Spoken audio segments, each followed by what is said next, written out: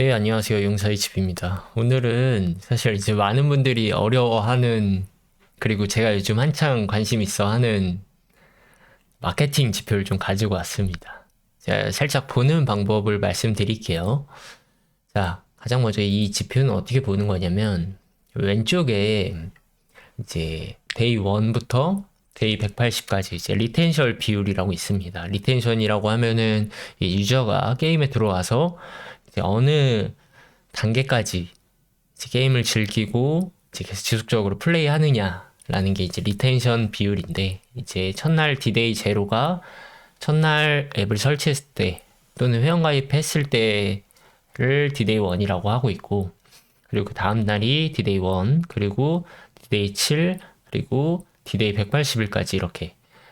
일단 저는 굉장히 이 리텐션 비율은 제 게임이기도 하지만 저는 굉장히 보수적으로 잡는 편이에요. 그러니까 이 실제 데이터를 입력하기도 하지만 왜 보수적으로 잡는지에 대해서는 뒤에서 다시 한번 얘기를 하도록 하겠습니다.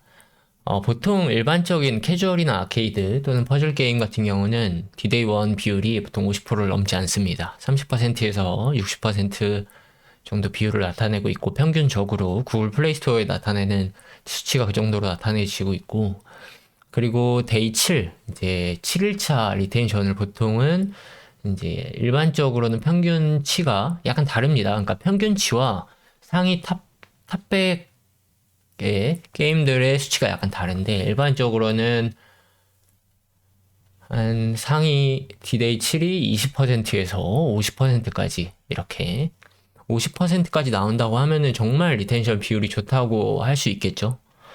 그래서 통상 이제 180일까지 잡는 것도 이제 모바일 게임 특성상 뭐 그 이상도 6개월 또는 1년 이렇게 플레이할 수 있지만, 일반적으로 6개월 이내에 모든 이제 게임의 수명이 다 소진되었다라고 판단하기 때문에 그렇게 마케팅 할 땐 최대한 보수적으로 잡는 게 좋다고 저는 생각을 하고, 그리고 그 밑에 이제 CPI랑 이제 ARP DAU가 있는데, CPI는 이제 cost per install이라고 해서 유저를 모객하는, 이제 인스톨하는데 드는 비용이 보통 캐주얼 아케이드는 뭐 게임에 따라 좀 다르지만 이제 뭐 200원에서 500원 또는 1200원, 국가에 따라 다릅니다. 국가에 따라서 그 정도로 나타내고 있고, 지금 이 데이터는 제가 약간 제가 마케팅 했던 게임에 약간 변형시켜서 갖고 온 데이터예요.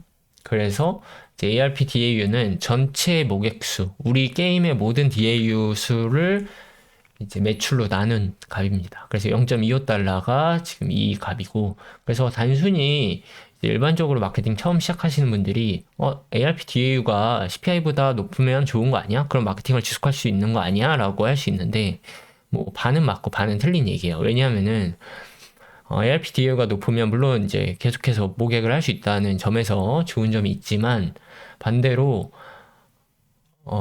그것만 생각하면 안 된다는 거죠. 왜냐하면은 이 유저가 계속 우리 채널에 들어와서, 우리 게임에 들어와서 계속 플레이하면서 계속 비용을 소진할 수도 있고, 막 뭐 애드몹이나 뭐 여러 가지 이런 마케팅에 대한 이런 비용을 또 지불할 수 있기 때문에, 또는 친구를 불러올 수도 있고 뭐 여러 가지 게임에서 활동을 할 수 있는 거기 때문에.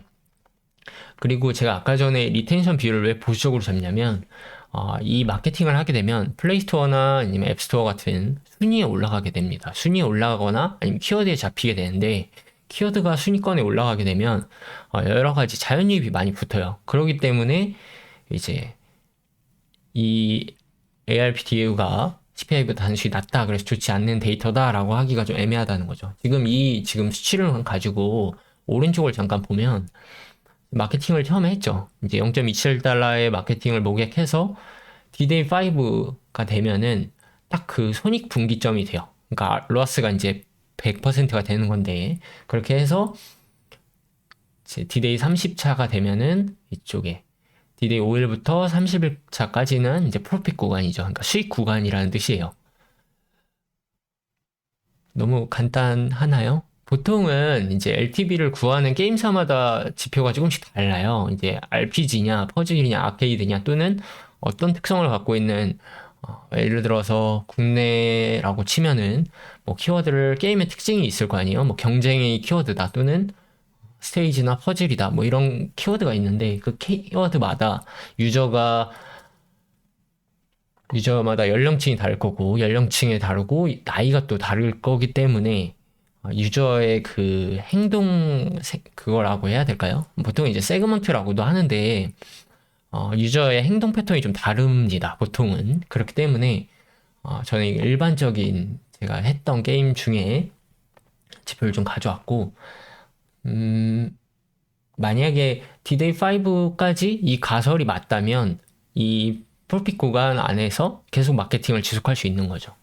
보통 이렇게 마케팅을 진행을 하고요. 만약에 그냥 이거 없이 뭐 지표를 안 해도 되는데 보통 이런 지표는 어디서 갖고 오냐면 플레이스토어나 아니면 이제 구글 애즈나 아니면 메타나 뭐 여러 가지 마케팅 매체를 통해서 갖고 오기도 하고 아니면 이제 뭐 어트리션 뷰라고 해서 애드저스트나 파이베이스 애널리티ክ스 아니면 엑스플라이어 튠 뭐 이런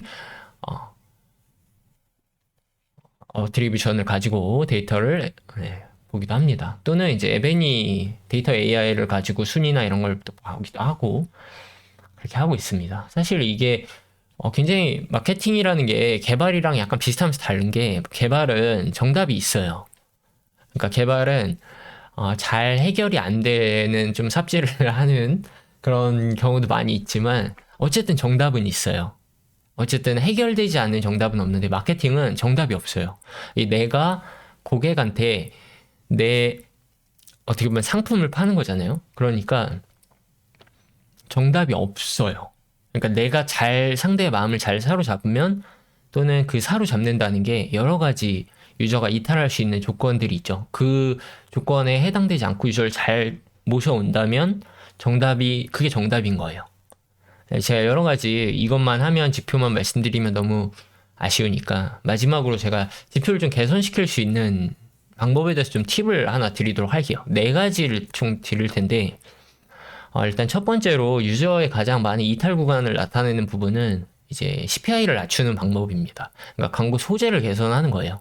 소재를 개선하면서 CPI 단가를 점점 낮추고 광고 소재를 계속 이제 수익 갈아 끼운다고 하죠. 그걸 계속 이제 바꾸면서 좋은 소재는 좀 냅두고 또는 매체를 확장하면서 또는 이 게임은 이미지로 잘 나가는 소재야 또는 텍스트나 아니면 영상이 잘 나가는 소재야 이렇게 각각 어떤 플랫폼에 어떤 매체에 어떤 소재가 잘 나가는지에 대해서 파악을 해보고 두 번째로는 이제 게임 스토어 개선입니다. 이제 게임을 우리가 플레이 스토어에 딱 간판에 들어왔어요. 어떤 매장 앞에 섰는데 그게 스토어죠. 스토어에 섰는데 이 스토어의 이미지, 영상이 보통 우리가 가게 앞에 섰을 때 가장 먼저 보는 게 일반적으로 오프라인 뭐 화장품 가게나 음식점 안에 들어가기 전에 어떤 매장이지? 라고 이제 판단을 하잖아요. 라면집이면 또는 일본 라면집 또는 뭐 어떤 뭐 카레집 뭐 이런 메뉴가 있을 텐데 게임도 어떤 메뉴가 있을 거 아니에요. 근데 그게 시각화되기 그러니까 유저한테 딱 직관적으로 이 게임이다 라고 한눈에 알아봐야 되는 스토어 개선 이제 SEO 키워드 작업이라고도 하는데 그거를 또 작업하는 게 좋고 마지막으로 세 번째는 유저가 이제 들어와서입니다. 들어와서 이제 리텐션 개선을 좀 해야 되죠. 리텐션 개선하는 방법은 게임 안에서 여러 가지로 또 방식이 구현되는데 뭐 간단하게 많이 하고 있는 이제 뭐 추적 체크나 아니면 친구 추천이나 뭐 여러 가지 이런 것들을 개선시켜서 유저가 오늘도 들어오고 내일도 들어오고 내일 모레도 들어오고 이렇게 지속적으로 방문할 수 있도록 여러 가지 이제 게임 안에서 걸어놓는 그런 킷이죠, 킷. 그게 뭐 단순히 뭐 유저를 뭐 계속 들어오게 하는 뭐 어떤 행위라고 하면 행위인데 사실 유저한테 더 좋은 가치를 주면 들어왔을 때 어제보다 더 오늘 좋은 가치를 주면 유저는 지속적으로 들어오게 되고 그게 또 선순환 구조로 돌리게 되니까 그렇게 또 되고 마지막으로는 수익 개선입니다.